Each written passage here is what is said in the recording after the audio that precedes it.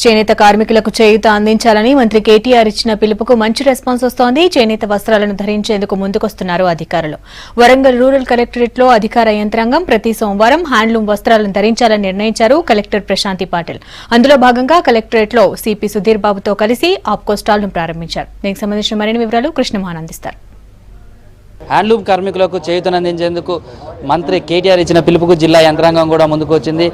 ఒక స్టాల్ ఏర్పాటు చేయడంతో పాటు ప్రతి సోమవారం కూడా హ్యాండ్లూమ్స్ డ్రెస్లనే ధరించి రావాలనేది కూడా నిర్ణయించారు. మనతోటి జిల్లా కలెక్టర్ ప్రశాంత్ పాటిల్ ఉన్నారు. ఆయన కూడా అడుగుతారు, సార్ అంటే హ్యాండ్లూమ్ కార్మికులకు చేయూతనందించేందుకు దీన్ని ఎలా చేస్తున్నాం? ఈ నూతన సంవత్సరం నుంచి ఒక సంకల్పం చేయడం జరిగింది. మన జిల్లాలో చూస్తే దాదాపు 16,000 మొత్తం గవర్నమెంట్ సిబ్బంది ఉంది. పోలీస్ డిపార్ట్మెంట్, రెవెన్యూ డిపార్ట్మెంట్తో పాటు టీచర్స్, ఎడ్యుకేషన్ డిపార్ట్మెంట్, అదేవిధంగా హెల్త్ డిపార్ట్మెంట్, ఇది పెద్ద సిబ్బంది ఉంటుంది. సో అందరికీ ఏం చెప్పడం జరిగింది అంటే నూతన సంవత్సరం నుంచి మనం మ్యాక్సిమంగా మన చేనేత కార్మికులు వస్త్రోద్యోగం మనం వాడుకుంటే ఒక మన దగ్గర ఉన్న ఇది వ్యూవర్స్కి ఒక ఎకనామిక్ సపోర్ట్గానే ఉంటుంది.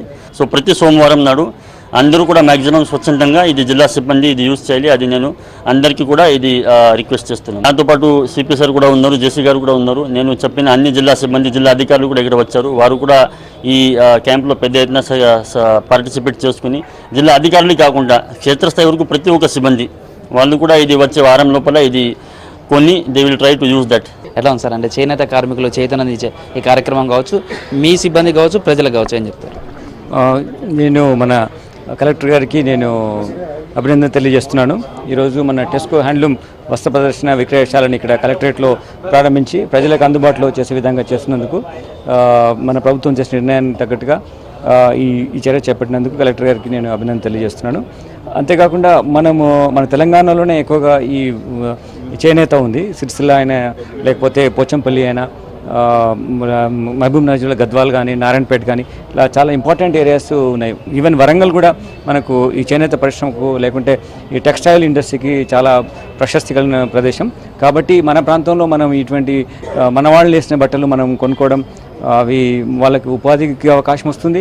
అంతేకాకుండా మన కల్చర్ని మనం ప్రొటెక్ట్ చేసుకునే వాళ్ళం అవుతాం. ఈ ఎవ్రీ వీక్ వన్ డే ఇలాంటి డ్రెస్సులు వేసుకోవాలనుకుంటున్నాను. మీరు కూడా ఈరోజు అలాంటి డ్రెస్ వేసుకుని ఎలా అనిపిస్తుంది? అంటే నేను గత 10 సంవత్సరాలుగా కూడా కంప్లీట్ చేనేత కాటనే వాడుతూ ఉన్నాను. చాలామంది కాటన్ను ధరించడానికి ఇష్టపడరు.